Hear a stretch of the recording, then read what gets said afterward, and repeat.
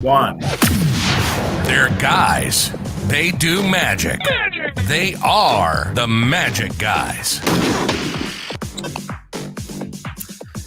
Yo, what's up, guys? Welcome back to the podcast, the place where dreams come true, but only if you've got your Magic Guys mugs and badges. You know what I'm saying? If you don't have them, well, tough. We don't actually sell merch. But join on in. It's going to be a hell of a lot of fun. Josh, anything you want to add to the whole rant that I'm going on here? Yeah, I mean, we actually do sell merch, themagicguyshow.com. please do go there at some point. But otherwise, no, that's it. It's good to see Bob here first. Bob Possible makes it possible for us to have viewers. And we appreciate it. Bro, how in the hell are you? You're in New Zealand. You're doing a 365. It's got to be going bananas right now. But I mean, I think we all know how you're going because we're all watching your videos every day. But like, how are you going by still doing it all? I'm not struggling with doing the 365, but I have found like it's a little bit hard to manage doing all the shows that I have to do here in New Zealand, being in a different country, and then also doing the 365, as well as trying to make shorts and stuff for my other channels. There's like a load of work to do, but it's not as bad as you would think because, like I said, I have that previous experience of having done it before, so I'm coping. And you're doing a podcast as well, and I'm doing a podcast as well. Just to add, yeah. Hey, and is there a little competition between you and Mika, between vlogging, like just on a friendly level? Are you like, oh, how did he edit today? No, not really. I think the main motivation is that because he's still going, I'm still going. Do you know what I mean? Like it's like neither one of us can give up because neither one of us wants to lose to the other person. So that's true. You got that camaraderie. You know someone else is going through it, so exactly. That's awesome. And Josh is starting soon, which is fantastic. Sheesh. Right. Look, I'm glad to say I'm busy with doing shows at the moment, touring with Showmen. And speaking of which, one of the co-creators, co-producers of the show, whom I looked this up, and it was the 5th of January last year when we last had him on the podcast. Wow. It's crazy. He's a good friend of ours. He's since been on the show, produced many other shows as well. And he's actively into touring different shows as well as producing others. Ladies and gentlemen, please welcome Christopher Wayne.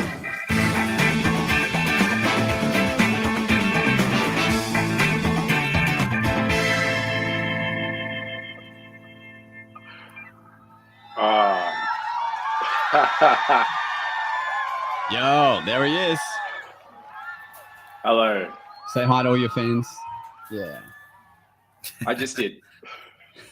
Both of you. It's How great you, to see you. And I can't believe it's been over a year. I actually can't believe that since we did this. Yeah, man, that's how they go.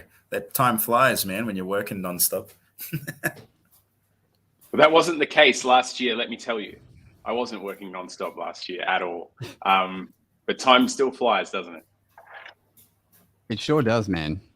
And I'd have thought then, and it's fleeting, but we'll have questions coming in as well from our friends at the same time. But yeah, you've been up to heaps since we last chatted on here. Oh, that's what I was going to say. I can't believe we're still doing the podcast a year later. That's what I was going to say. Can I congratulate you guys? Because you guys are both the ultimate hustlers, and I think the best example of that is your Instagrams, where you're building up this audience. Josh on YouTube with your vlogs and stuff, and Jason with your IG. You both started on in the dirt, and you planted this shit, and then every single day you don't stop, and you do the same with this show. And you're standing here a year later with more viewers than ever. And that says so much about you guys. And I'm sure there's a lesson in there about how important it is to make regular content that I'm old, so I can't get my head around that. But congratulations. Thanks, bro. Thanks, man. We appreciate it. Give ourselves a little applause. Thank you, everyone. Now we just got to figure out how to make money. But anyway, not the point. Hey, we can almost monetize soon, right? That's true. We cracked 800 subs last week, so give it 5 years. We'll be for this show. Yeah, that's right. Yeah. That's amazing. Congratulations. Who's your most do you get to see your subscribers? It sometimes will show up some people. A lot of people, I guess, maybe have it hidden, so it doesn't show us like the particular person. Have you Yeah. had a magician or someone watch an episode, or you've heard that they watch an episode, or they've subscribed, and you're like, no way, them? Yeah, well, just last month, Jay Sankey started following the podcast on Instagram, and Nice. that was very cool. And Richard, oh my god, I'm forgetting his last name. Richard Sanders. No, the magician that won Britain's Got Talent, like 8 years ago. He started commenting. The general or whatever. Yeah, the general. And we've since had him on the podcast, but that was because he started following us and he started commenting on the episodes on Facebook. And so, that is really cool to see. That is cool. And I think cool. Yeah, it's great. And we hear people say like, oh yeah, just knowing people have heard about it is great. Even if they don't watch it, that's really cool. Oh, Richard Jones. Sorry, Richard. Should have known his name. Anyway, enough. Is Richard Jones an African-American magician? It's very deceiving if he is. But it's the general that you just mentioned before, this guy. Oh, I'm thinking of Eric Jones, I think. That you may be. Yeah. Him, Jason's dissed him a couple of times on here, so he probably won't be on here. What? Have I? No, I've never dissed him on here. Yeah, roll the clips. Thank you, by the way. There was some magician that was like giving me a hard time because I had changed my name on Facebook so people couldn't find me. But thank you for politely correcting him. Yeah. Eric Leclerc. That episode was funny. Jason, you lost your shit when he brought up Christopher Blaine. Remember? Oh man, I was trying to. I was just trying to make sure that we're all friends at the end of the day. Yeah. Hey, I think he just thought. Oh, yeah, you go. Bob's got a great question. What's it like getting to perform with Josh? Thanks, Bob. May I answer that honestly, Josh? Yeah, sure. It's awful, right? There's something I did want to talk about today. So I'm just going to jump right in. I created Showmen with my business partner, Mike Tyler. We created the Naked Magicians together. And one of the things we wanted to do was when I use the term diverse, I mean in characters. So I don't mean in a politically correct way, but as in we wanted to have this smorgasbord of magicians. So it wasn't just 5 magicians on stage, but it was 5 different, effectively characters giving the audience. Like, what are you doing? Oh, I've just muted Jace. I think he had a video playing. That's what happened. Oh, okay. Yeah. Sorry, is my story interrupting your video? He's muted now, so he can't even respond. No. Okay. We wanted to have different characters on stage, and we realized that you, Josh, do something that no one can really replicate. You've got this character that is you. Like, it's not, you're the same off stage. You love these things. Beatboxing, Rubik's Cubes, dancing, that's all a part of who you are. Like, you don't become that. But we also realized that you'd never had a chance, as far as we knew, to do regular theater shows in front of audiences of 500 to 1,000 people. And watching you a year ago, you were like good on stage. And then, as you know, we get together and talk about each performance, and then we talk about what worked and what didn't work, not just for you, but for, like, you gave me amazing notes on the weekend, which I'm so thankful for. You're rapidly becoming what I think is one of the best stage magicians in Australia. And separate to that, your work ethic, Bob, his work ethic is amazing. Like, when we do interviews and stuff, doing shows like this is phenomenally inconvenient, in that you're often not home, or you have to do. I remember, Josh, you had a show like north of Brisbane or south of Brisbane, but you had an interview at the Sunshine Coast, and then you're like, oh man, my schedule, this is like, I can't have a day. And you're like, but I committed to it, so bloody hell, I'll do it. And just that I'll do it attitude is just amazing, and what this industry demands of us. And although Jason's not in Showmen, I respect the exact same thing about Jason, that he works so hard at his craft and is just a professional. And so working, I hope I get to work in a show with Jason one day for those same reasons that I love working in a show with Josh. Hey, thanks, bro. I appreciate it. I'm so sorry that was long-winded. That's what we need. We need these long-winded answers, you know. It fills the time. Yeah. But also, but likewise, like working with producers like Chris and Mike are great because they're performers as well. So they get what we need, you know. And they're actually watching the show from a performer's point of view. So like all the 3 acts I'm doing in the show have all become better from being in the show. They've helped add different music or different ways of presenting it or lines to change, endings of tricks. It's a whole thing. And I can't believe we get to do it again this weekend already. It's I would love Jason to see the show again because you were at the first ever Showman show. And I would love you to see it again, Jason, to see what the show has turned into, but to see how Josh's acts have changed because they are very different. Especially, can we talk about 3-card Josh for a sec? Yeah, of course. And also, I'll just say, Jace, I don't have the spectator drop a cube anymore as well. That was the one you saw. I love that. I liked that part of the show though. That was my only part of the show that I liked. the show's like 20 minutes shorter now. Yeah. But no, yeah, please, Chris, let's talk about it. Yeah, you do. So the trick you did on Australia's Got Talent that went viral, where you find the 3 spectators cards by like breakdancing effectively. We had that in Showman, and it was one of those ones that was like it was good, but it was like what's the thing that's missing? What's like that? And we used to have that problem with the Naked Magicians before we came up with the ending. It was good. And then I'm like, what if we, because you were using it just a click track, basically.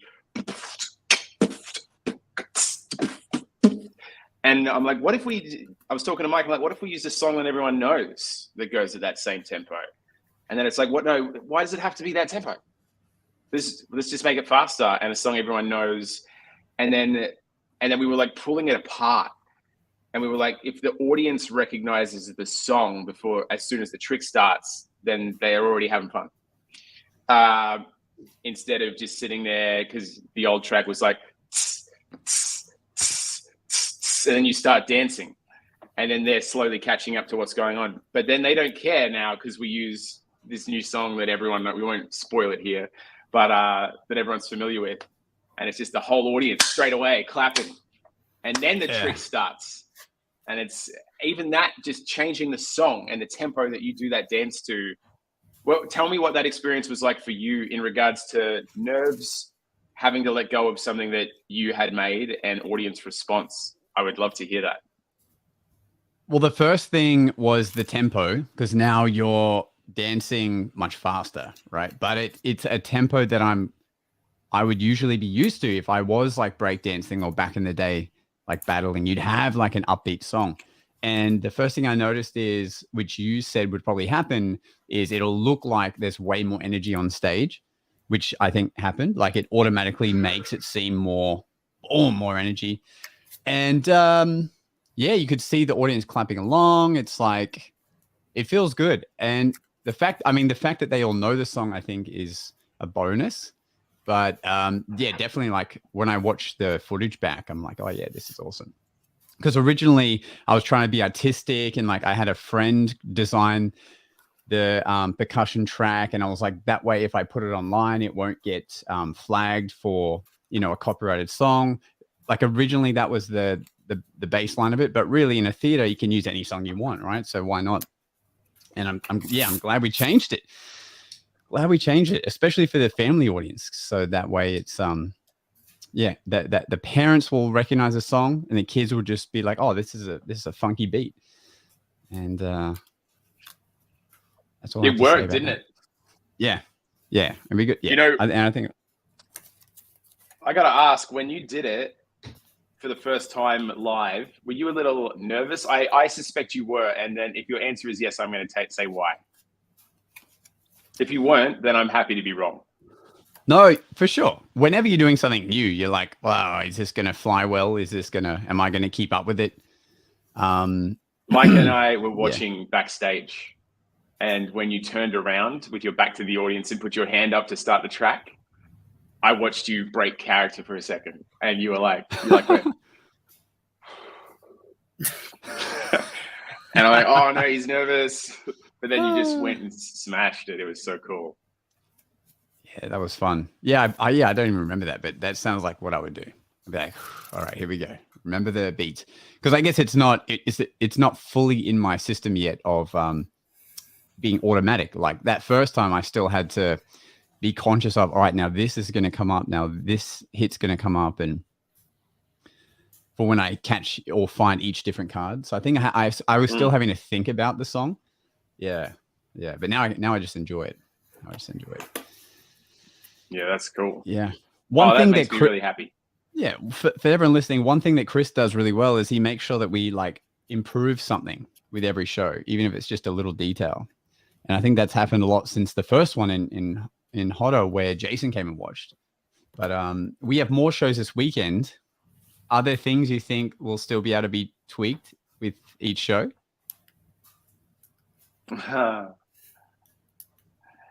Yeah, well, I mean, when you say tweaked, you gave me a line the other day.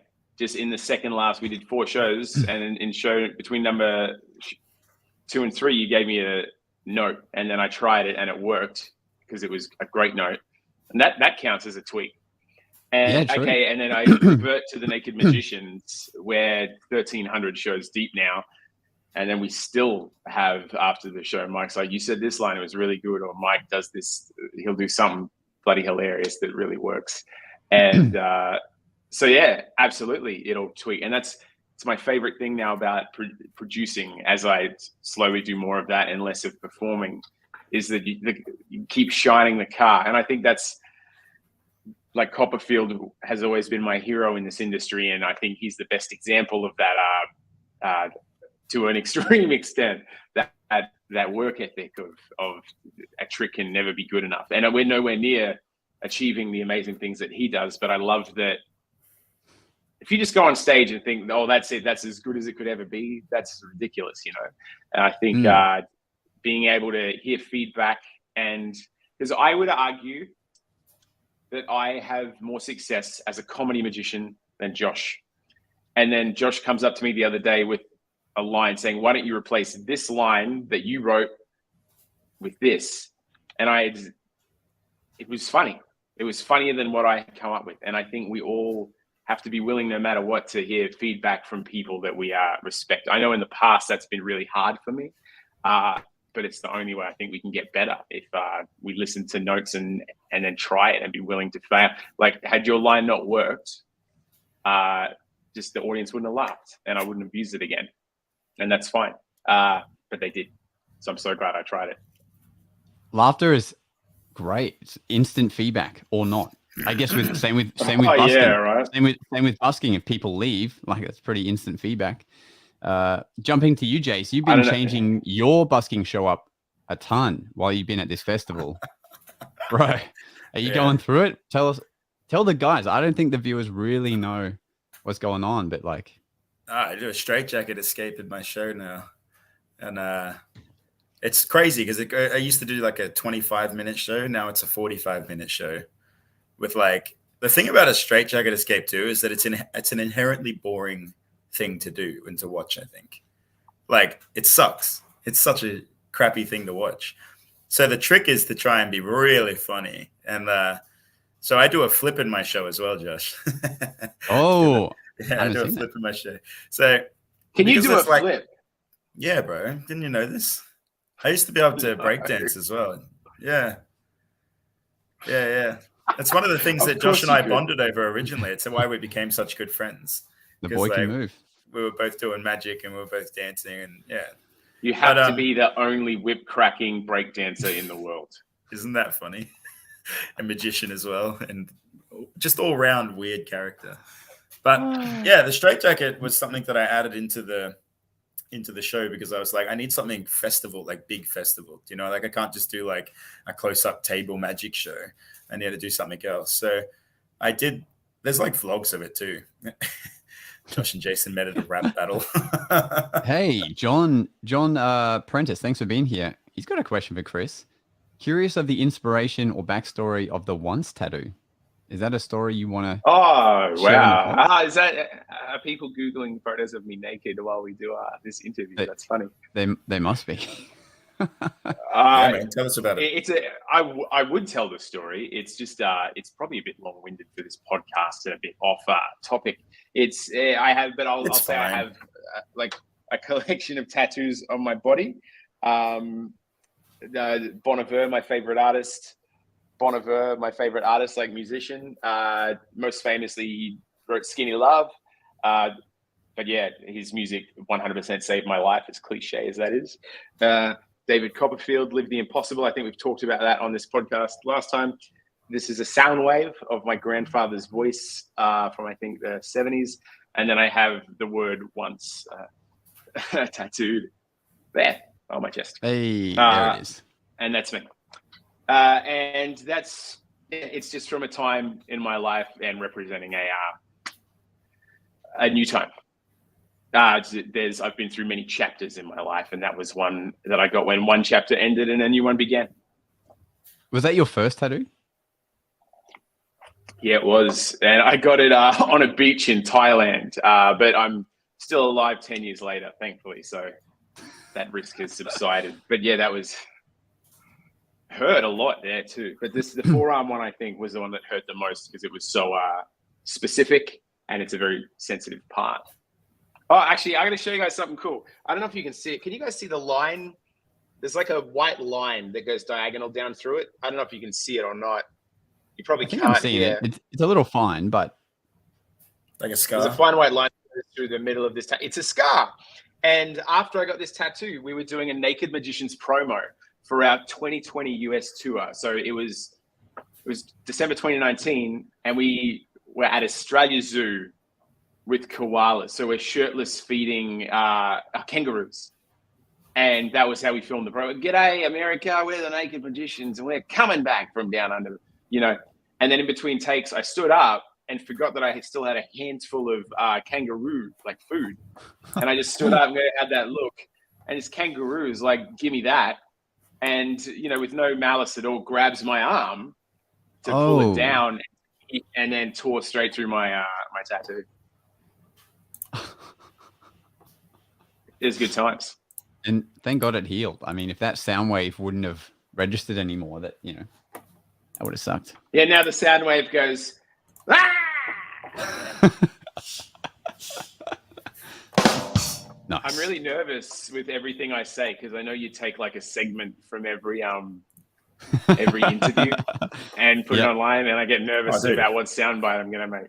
We've already got like a picture of your nipple now, so. By the way, you guys, there's this. I'm not shitting on this guy because he seemed like a really nice dude, but I struggled with one of your sound bites. Which one? You're gonna have to elaborate, brother. I'm good, but I'm not that fucking good. I don't read minds. Okay, let's keep talking, and I'm gonna see if I can find the thing that confused me, and you guys can explain it. Okay. So Let's Josh, talk you about looking like Lex Luthor, by the way, is my new favorite thing. You look fucking awesome, bro. Have you found that you're like the flip part of your show has been a bit more aerodynamic? You're not having so much trouble rotating through the air anymore? Well, I wear a hat, right? But yeah, when I'm running, I'm like just 100 miles an hour. Right? Yeah. Do you get like a nice whistle effect? Yeah.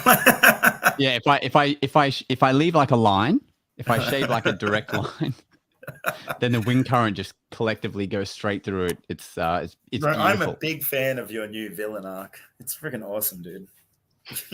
He rocks it. Hey, the bald hair. I've been trying to convince this man for like 3 years to shave his head, and he finally did it, and I am over the moon about it. You look great, brother. All thanks to Jason. We one of the most fun things about touring is that you get to hang out with your mates, and there was a lot of, because I'm growing my hair because I have to do the Naked Magician shortly and I have to style it. And there's been a lot of hair mockery over the weekend between Josh, myself, and the team, because my hair's longer than it normally is, and Josh's is as God intended. Maybe you should do the Lex Luthor thing too, bro. You'd look great as Lex Luthor. Oh yeah, as soon as I'm done with the Naked Magicians, I'll probably shave my hair. Go wild. accept that I'm as old as I actually am. I've always said that if I ever started to get a receding hairline, I would just shave it off. Like I would never try to hold onto it. I'd be like, done. Problem solved. I think what you should do, Jace, though, is you should shave up to like here. You should have like a bald ponytail. Oh yeah, like that old Chinese hairstyle where it's like, yeah, you know, and then I can like whip it. Yeah, that'd be sick. That would be worthy of a like and I share. could whip the pasta out of someone's mouth in my street show with my ponytail. What do you think, bro? That'd be solid, eh? That'd be a strong bit. Bob's asking if you or I, Jace, have any kangaroo injury stories. When I used to ride my kangaroo to school, I fell out a few times. What about you, Josh? You ever fall out of your kangaroo?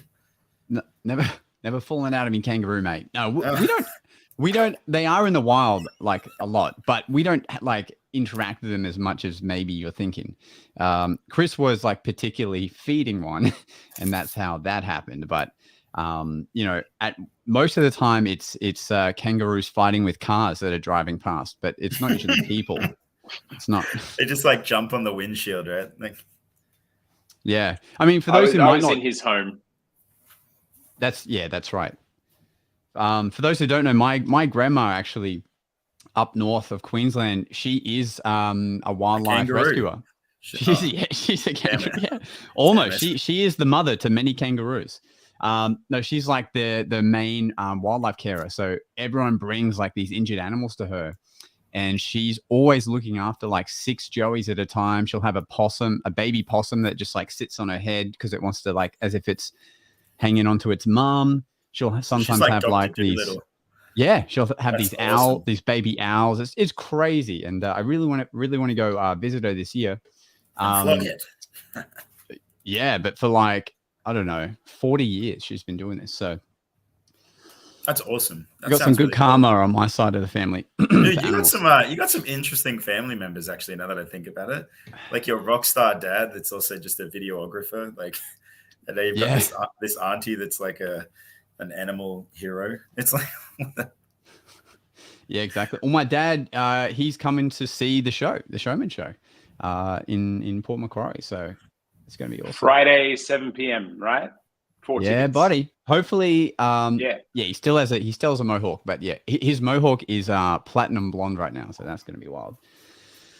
Hey, make sure if he's there, you shout him out from the stage. That'll be special for him, you know. Hey, all right. Yeah, that'll be cool. Oh, it's not going to be special now because he watches the podcast. I don't know. If you are, Dad, text me because this is a test.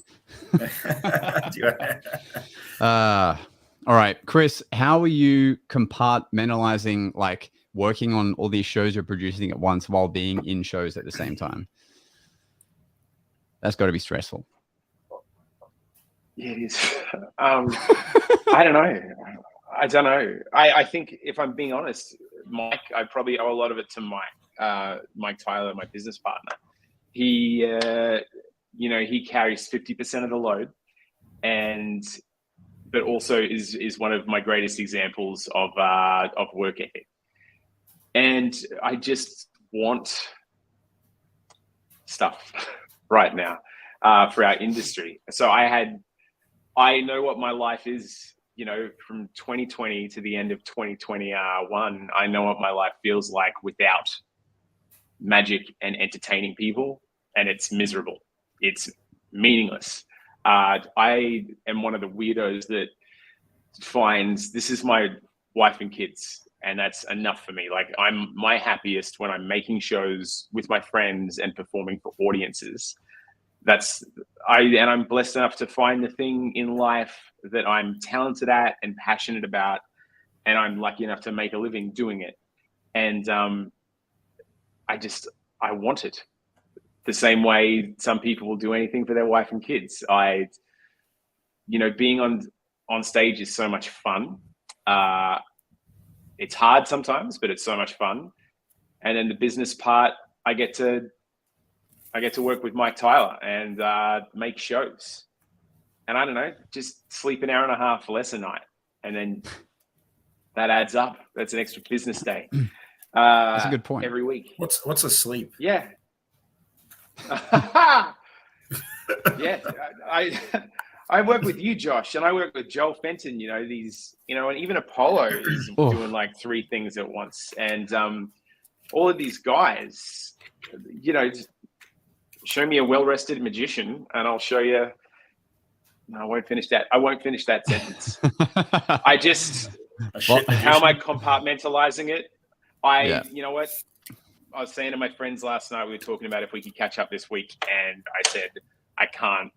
This is a work week because I'm in Brisbane for 3 days in between being away for Showmen and going back away for Showmen. I've got some family stuff happening here right now, and it's like, this is just a week where fun can wait till later. They'll still be going to bars with my mates next week. This week I've just got to work. I'm glad you were able to label this as work to justify coming on here. We appreciate it, man. Bob asked a question. And this never happens, but Bob asked, have you ever had any problem performers in your show? But that can't be a thing. Everyone's always bright-eyed and bushy-tailed to work with. We've been really lucky in this show that we're all friends off stage. We all knew each other off stage beforehand. And yeah, it's gone well. I think we're all just so fortunate that it's worked out. You know, there haven't really been any major problems that have. Yeah, we're kind of lucky like that. That's wood. Yeah, that's it. You guys should get me in for a season. I will fuck your shit up. Throw a spanner in the works for you. Keep you guys on your toes. Yeah, that's it. I'm definitely the biggest diva in Showmen for now. But I reckon you could take me on, Jace. When you work with Jace, you'll also need an assistant that's like, his job is just to get Jason to everything. Jason, do you live on Jason time, like island time, but your version of it? I live on a constant state of I'm busy. So it's like my priorities are constantly out of order, where it's like I need to do this, but then I'm doing that, so I have to do that, and then I'll do this, and then I'm like over here, and then it's like, oh wait, I was supposed to be here for this thing, dude. On my first day here in New Zealand, there was an orientation for the performers, and I was just so busy doing all my like content editing and stuff like that, I just forgot. And then I was like, oh shit. So I had to like run down to the orientation, and I got there just in time to miss it, which was fantastic. And then I just kind of explained to them, like, you know, I was busy, and then go back to here and then keep working. And then, yeah, what can I say, man? I'm the best. That I'm the does most not fly on cruise ships either, does it? Oh no, I've definitely missed orientations on cruise ships too. Yeah, absolutely. Yeah, dude, on cruise ships. Wow. What was it? I didn't get in trouble though. It seems that I have this personality trait where people are very forgiving of my stupidity. Well, you're just a lovely bastard. You're one of the nicest guys anyone could meet. Well, I think the main thing is it's like you can screw up at those sorts of things, but you have to do a really good job when you're like on stage, for example. Do you know what I mean? And I always bring the house down when I get on stage, especially in a cruise ship. I was absolutely slaying it, so never worked out too poorly for me. So as long as you're at a certain scale of performance, you can get away with more stuff. Is that what you're saying? I think so. Absolutely, you can. I do my best. Don't get me wrong. I do my best to try and attend everything. Like whenever I have a thing to do, I have to, I try and attend it all. But yeah, I just get caught up. I'm always doing something. I solemn relax. And even when I am relaxing, I'm thinking about what I can do to make that relaxation somehow work. Like in a working environment kind of thing. So it's like I'll be hanging out with friends, but then it's like, oh, we should talk about this show idea.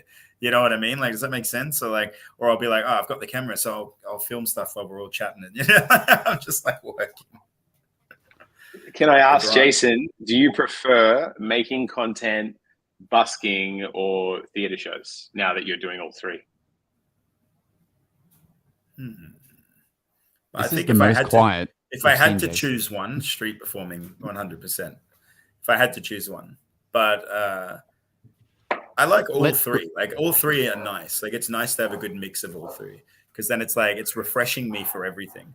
So like I'll go do a hard run of streets and then I feel real fresh when I get on stage. It feels like a new experience. And then I'll do a hard run of stage and then I'll feel real fresh doing the content. And then it just kind of is this like circle of like refreshing, but it's like I get to do like constant work, but it's always refreshing because it's like something different. Does that make sense? Yeah, it makes perfect sense. Yeah. Sweet. Jason has to be doing something constantly, so that's why he likes to fill his plate like that. Like that's why. Yeah, right. Okay. That's why he's talking to us, but he's also flourishing with cards or solving a cube or watching videos. And surely every magician on this show is fucking around with a gimmick when they're doing. I've got like I don't ever use these things ever. Beautiful. Yet this whole time. Yeah. The whole time you've been sitting there, you've been practicing your coin rolls, brother. I'm not doing it in competition with you, mate, because I am not worthy of a like or a share. Yes, you are, bro. You're worthy of all the likes and shares. Chris, this question: Do you prefer the stage, or is there any particular venue you'd rather work or not work? I'll let you decipher that question. Yeah, it's a little bit like. I think the question is like, is there any particular style of performance you prefer, whether it be stage or some kind of gala style show, or variety or solo or comedy or magic? Because I'll add in as well quickly. Chris also does just raw stand up, like not related to magic, and so that's the thing that it would be the hardest, you would think, for a magician, like to leave their props and try to be funny. Keyword try to be funny, right? Yeah, for magicians. Yeah.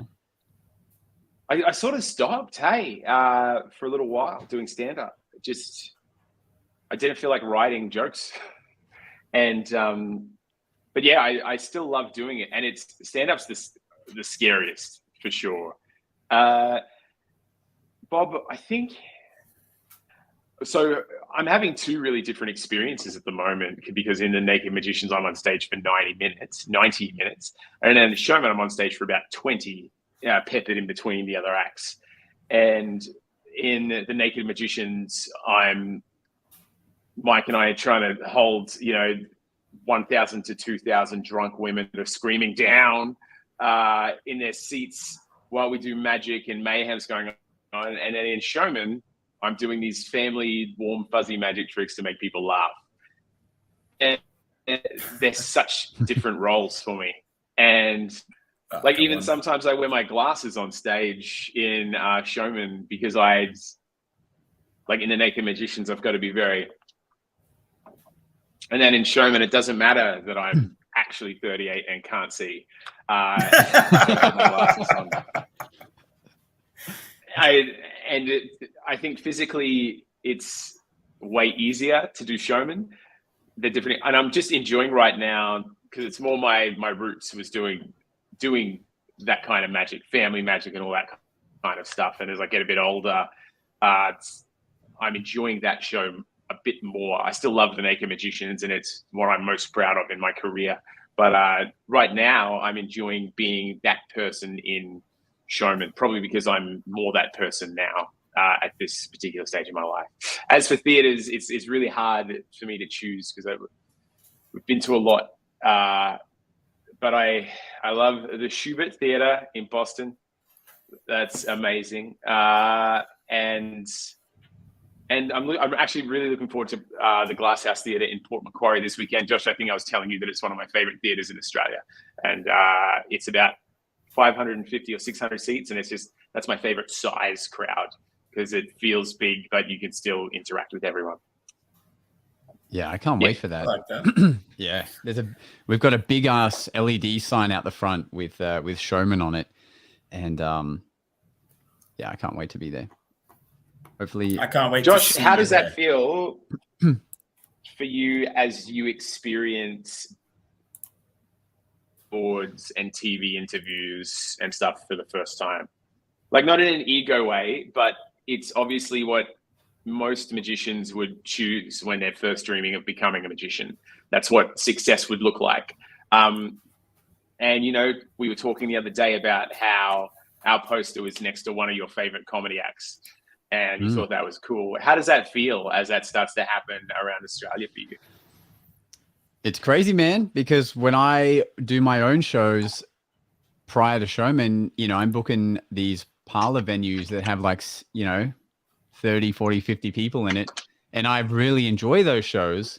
But part of it is because I know, you know, if I was to put on invest in a big theater, you know, I'm not going to fill that out just myself, just in Brisbane, at least at the time. And so, yeah, to jump into these massive venues, it's what, you know, it's what you, I'll say it's like what you dream of when you start being a magician. Like imagine playing to the, you know, these big theaters and having, you know, a lighting crew and a tech crew and all these things happening.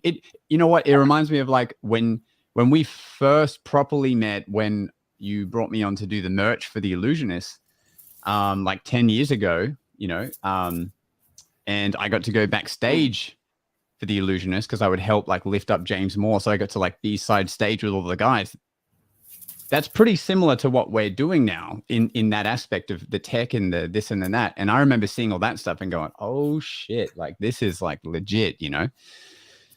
And now we're on our way to, you know, we're doing the same thing. So like, yeah, it's like a full circle, seeing it and now getting to do it. Yeah, I couldn't be any more grateful, bro. It's awesome. And just like getting you could better be a little more grateful, brother. Huh? Come on, let's see it. Here's $5. No, it's great. It's really great. And working on the stagecraft of being on stage is really interesting too. Like learning about just all like the blocking and like, you know, in a small group, you can kind of get away with fumbling or like moving your table around. But this is like, well, this should be here. So let's mark the floor. So it's always there. And, you know, like how you were marking the camera, where the tripod will go for my close-up bit. It's like always in that same spot. You don't have to wing it or think about it. Everything is like pretty meticulous. Yeah, I love it. Yeah, you use the old stage so tape. Cool. You know, when you get the tape and you start taping the little lines where things are supposed to be. Spike tape. It's the good stuff. You're going to spike it. Yeah. That's it. Yeah, spike it. Spike it. Spike it. Yeah, now I can't wait for these shows. On the, you know, Jason, when are you back in Sydney this week or no, next week? I'm back on the 30th, bro. Ah, yeah, still a while away. I was going to say, because like the shows we're going to do are like 3.5 hours away from Sydney. So you could almost bus it to us, bro, but you won't be back in time. I'll take the scooter, take an e-scooter. Oh, is it the 30th of April you're back? No. I'm back on the 30th of January. I would love you to come to our Canberra shows in April and see it, which will be a year exactly since you saw it for the first time.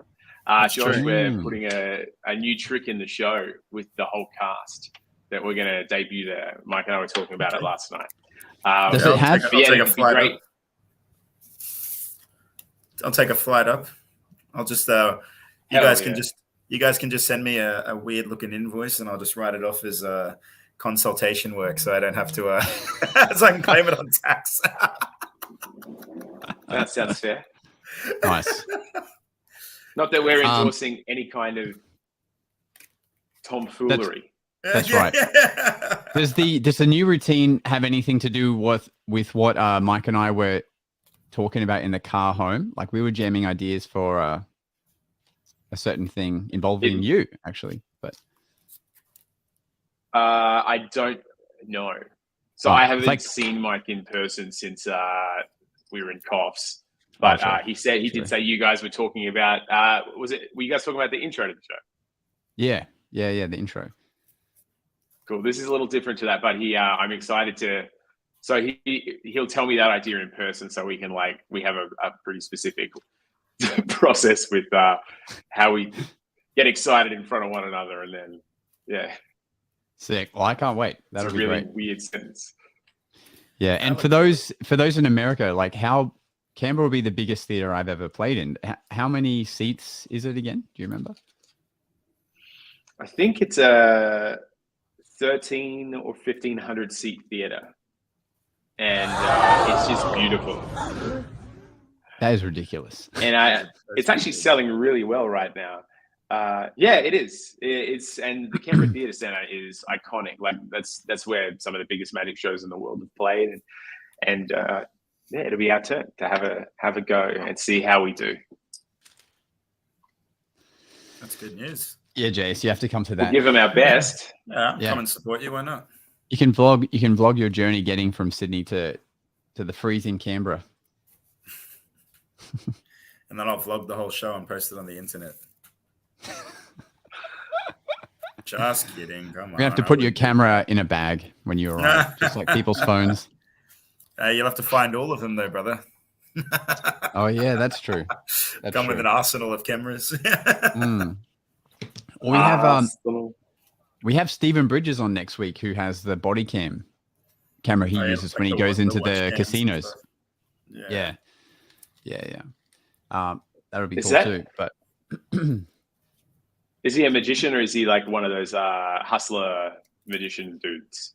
No, he's a magician, but he recently decided that he was going to make a series about playing poker, like learning how to card blackjack. count, and then well, blackjack is poker, but playing blackjack at casinos and gambling with an advantage, obviously, because he can card count.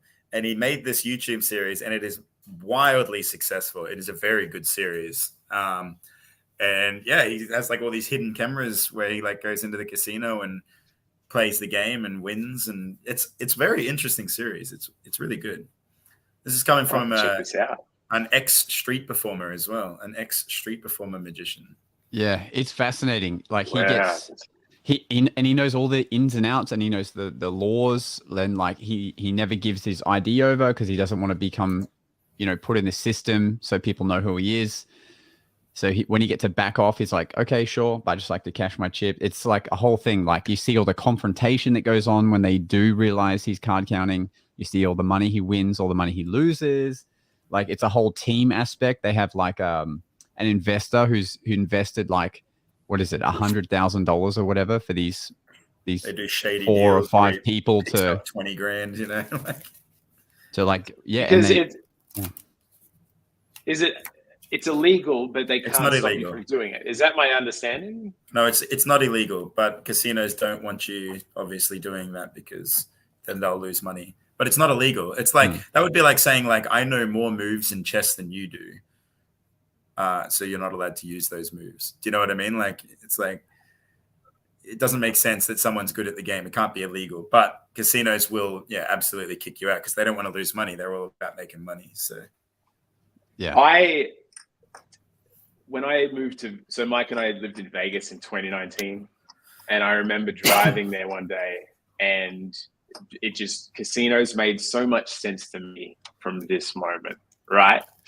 So for anyone that's struggling with gambling or thinking about like spending some money on gambling, obviously it's your money.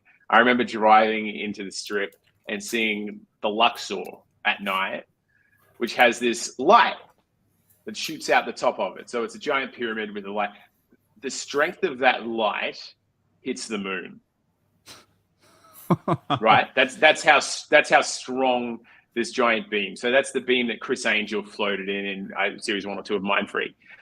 But they put that on top of a casino just because. Like that has nothing to do with pyramids. They're like, hey, you know what we should do? Let's fucking stick a light on top that hits the moon, man. That's how much money casinos have. That's how much money, it's built on stealing that much money from people that they can just, for kicks, put a light on top of their building that slaps the moon. Get out of it. I mean, that's just heavy marketing, right? Because it's like when you look up, all you're going to see is that beam in the center of the city. So it's going to attract you. Yeah. You can see it from like an hour out if you're driving into Vegas at night. It's crazy. Wow. Yeah. It's literally like the bat signal for gamblers, So it's the first thing people see driving towards Vegas. Like, oh yeah, we're only an hour away now. That's insane. Yeah. Yeah. It's crazy. Yeah. My goodness. So what are you thinking, Josh? Shall we go to the casino and drop $5,000 on black, brother? That's it. Again. again. Speaking of which, bro, while we're on the subject, I got since I arrived here, I got a $200 gift card for the New Zealand casino, right? And I haven't used it yet, but I'm allowed to gamble it. So I'm going to go and I'm going to drop that puppy on Black, brother. Just let's see if we walk out of that 400. Yeah. Hey, I look forward to seeing what happens, man. At least it's not there's no risk, right? There's no risk. So they just gave it to me, and I'm like, sweet, I'll take that. Wow. Could you convert that into a chip? Leave, come back the next day, and go, hey, I just want to cash this chip in. I mean, I could, but then I wouldn't have a funny story about that time I got it free $200 and then gambled it and walked out with 400 or nothing. You know what I'm saying? That's why I love you. That's why I love you. There's no story. You need a $200 story is what you need. Dude, life is all about stories, baby. At the end of the day, it's not what you have, it's what you can tell. It's what the stories you can share. You know what I'm saying? Yeah. So Chris, I like that. People watching, as a magician are like, and hearing you talk about Vegas, like, oh yeah, Vegas, that's like the tits. Like that's awesome. Now you've done such a variety of different ways of performing. You had the residency in Vegas, which is insane. Played in West End, everywhere. Like, what is the favorite? Like, is there an end goal for you in that aspect? Like, is there somewhere now that you'd rather be, or do you want to just be within Australia making shows? Do you want to be overseas touring shows, or even touring shows that you're not in? Like, do you want to be able to have that day where you have a week where you're just flying to different places to like see the opening of your shows, or what is it? That's insane that you would ask that question. Insane. Hey, they don't call me Josh, the podcast guy, for nothing. In fact, they don't call me that. Wait, I'm getting some texts. Hey, brother, that line sounded mighty familiar just now. Well, I didn't end it, but they actually just call me Josh. Yeah. Where'd you pick that one up from, brother? Hey. Yep. Cheers, mate. Yep. Good on you. Yep. See ya. Yeah. Cheers. No. Yeah. All right. Yeah. 7:30 last night, Mike and I were texting one another some work stuff, and it was 7:30, and I woke him up, and he's like, "Oh man, I fell asleep on the couch. I'm exhausted. I'm going to bed." And he's like, "We did 4 shows in one weekend, and I'm exhausted. How did we do as much as we did?" And I replied, "Haha, I feel old too, mate.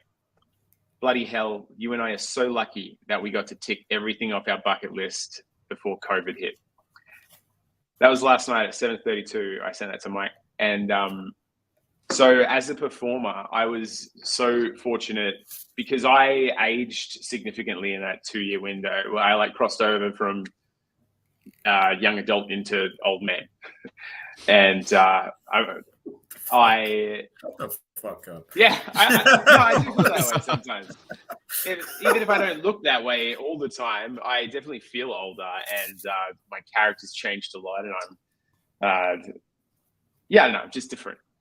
And like, I definitely wouldn't want Vegas now. If someone offered it to me, I would politely turn it down. But at the time, it was the best thing ever. It was so cool. So, Josh, you almost nailed it exactly on the head.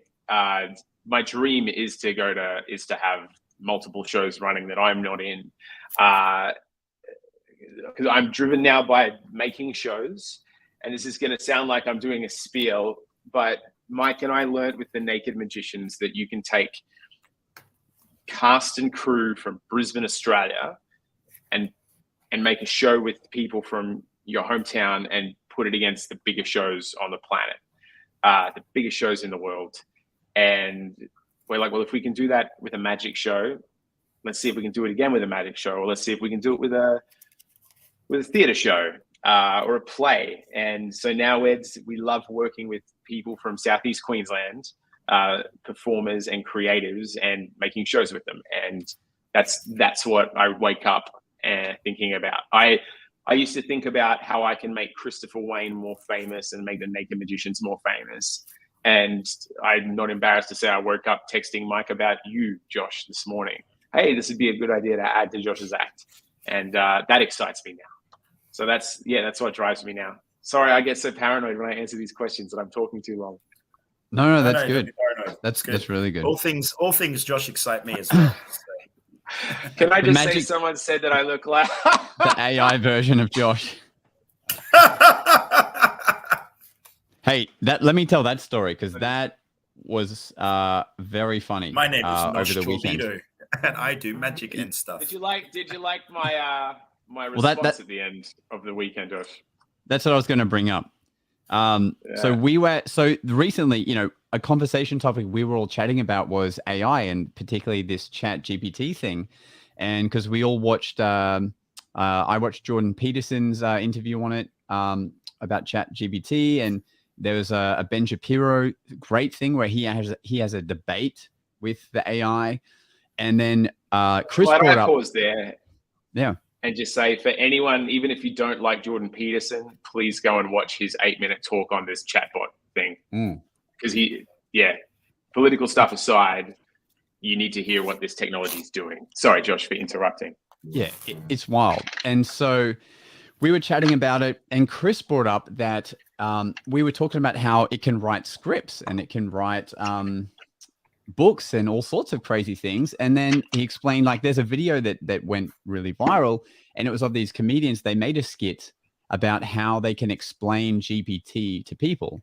And you see the whole video play through, like, what is it? How do you explain it? And then they bring it up and they're like, oh, well, let's try and use it. And at the end, they write into the Chat GPT, write a script about two people, like, in their living room trying to explain Chat GPT, and then it writes this script, which is the exact thing you just saw in the video, and they go, all right, let's try it, and then it loops again around.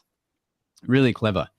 And so we're chatting about all this stuff, and we are amazed at and scared about what it's going to do. Anyway, we finished the tour, and Chris writes a really nice thank you to everyone for all the hard work, and he writes this thing about the end of the tour this week. Like, oh, we all liked on it. And then he sent a screenshot of ChatGPT having just written that thing he just pasted. So we were like, oh, that's so genuine of him. And you couldn't tell Chris didn't write it. But he used ChatGPT to write a thank you message to the crew. Which is just such a full circle. You wouldn't have known, right? Had I not sent that, you would not have known. No, I wouldn't. You know what that means? The robots are going to take over. Yeah, it's not quite good yet at writing a magic video script, because it keeps just thinking all magicians do is wear a coat, hat, and tails and make things disappear into oranges. Because every variation I write it to do, it keeps saying that. Like, it's like, have the item vanish. Like, invite audience member to pick a card, and then it goes, find audience member's card. Thank audience member for having participated in card trick. You might say something like, thank you, audience member.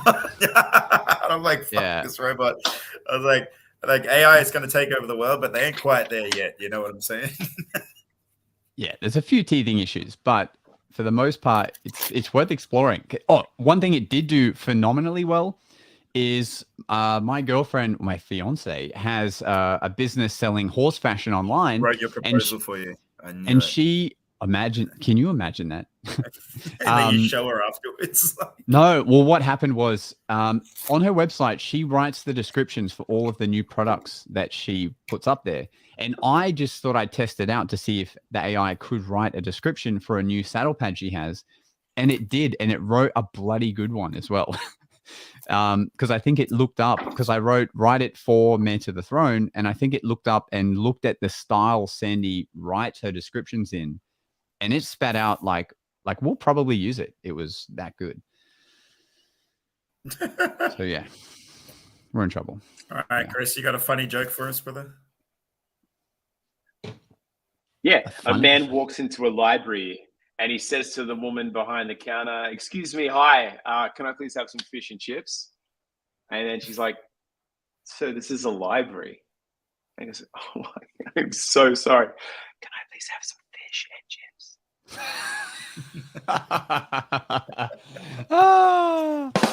That is funny. What? That is funny. One more joke. What does a woman call a man under 6 foot tall? let's find out. What does she call him? A friend.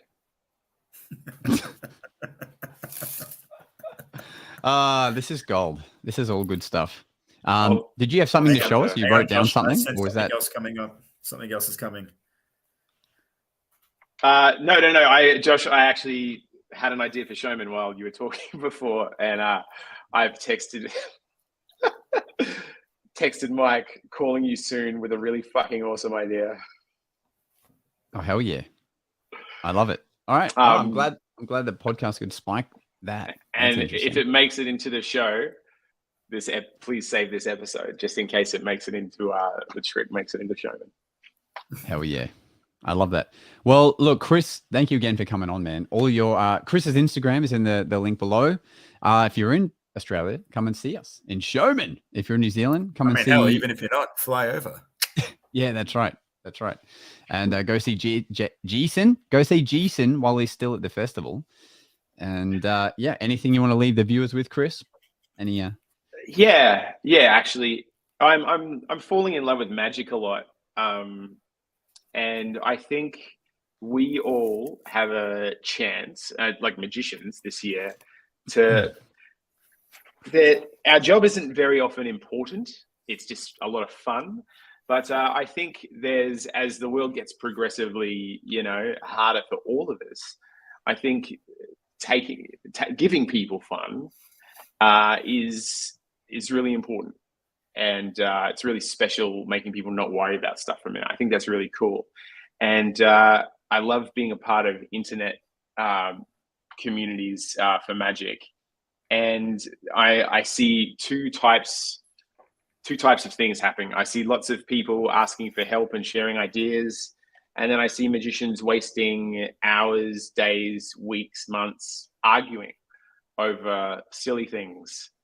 And I definitely used to be that magician. And now I watch that and I go, imagine if you exchange some cool ideas with one another instead, or built one another up, or instead of spending 10 hours checking your phone and getting angry and going, write a show or try something. And I think, hey, the pandemic's over.